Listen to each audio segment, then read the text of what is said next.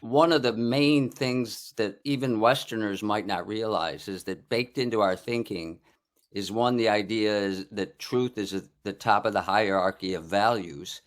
And then add to that what the Greek philosophers did. They created the dialectic, which ostensibly was to get to the truth. And so we kind of take that for granted that one, the truth is the most important thing. And two, one really good way to get there is to openly debate and let the best idea win. And on the Japanese side, you have the Confucian harmony value that, the Japanese value the truth, but when truth and harmony collide, sometimes the truth temporarily gets swept under the rug. So harmony, at least surface harmony, can reign, and Yep. so I was in a seminar with a major Japanese company, and I was explaining this, and one of the Americans, actually, it was all in English. One of the Americans said, "Thank you for explaining that because it explains an experience I recently had." We were in a meeting. It was a design meeting, and it was a video with our parent company in Japan. And one of the Japanese engineers in Japan gave some data that had been debunked, and I knew it was not true, but just in case, I turned to my Japanese boss who was sitting next to me, and I quietly let him know that data was no longer valid. And my boss said, "Don't bring it up now. I'll take care of it behind the scenes."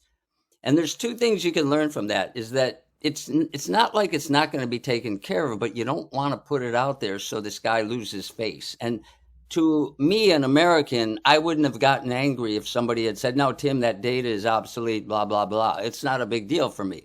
But to a Japanese, it very well could be.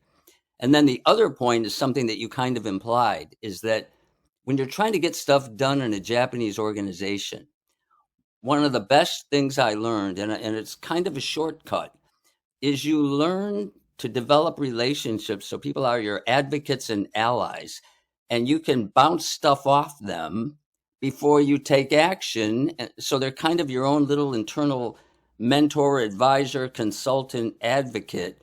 And the more of, and obviously you want to connect with somebody who has clout in the organization, to use a Chicago word. So this story is an example that also shows the importance of, before you jump, maybe just talk to a Japanese person, get their point of view. So those are all really good points, Jason. Yeah, I think I just want to respond to one idea. I certainly agree with everything you said. Also, I didn't realize that clout was a Chicago word. That's such a social media word now. But you're right; it kind of does have that sort of Midwest connotation as well, doesn't it? Thanks to Instead, dirty Chicago politics, it wouldn't exist without that. I didn't realize that. That's a really good lesson. Thank you.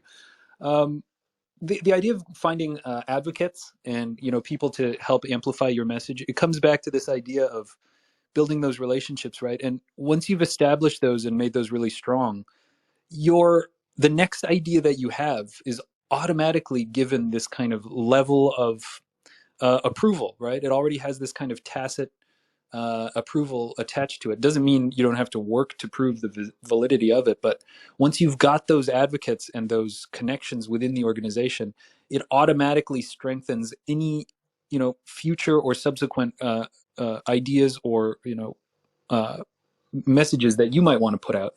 And why that's so fascinating to me is because that's exactly the kind of thing that helps messages resonate on social media as well. I just saw a post on LinkedIn late last week, which was about the people who get the biggest response on LinkedIn are the people who have continually gotten big responses before. Because when people see posts from someone that they've read posts that they enjoy before, they're automatically inclined to be more sympathetic or to better receive subsequent message from that same person. So it's this idea of building your brand and gaining followers on social media that everyone's very familiar with and comfortable with. We all understand what that is now. That idea, that concept already existed in Japanese organizations for decades. God, I don't even know going back how long. So And I don't think that's unique to Japanese organizations, but I just think it's really interesting to find that commonality there.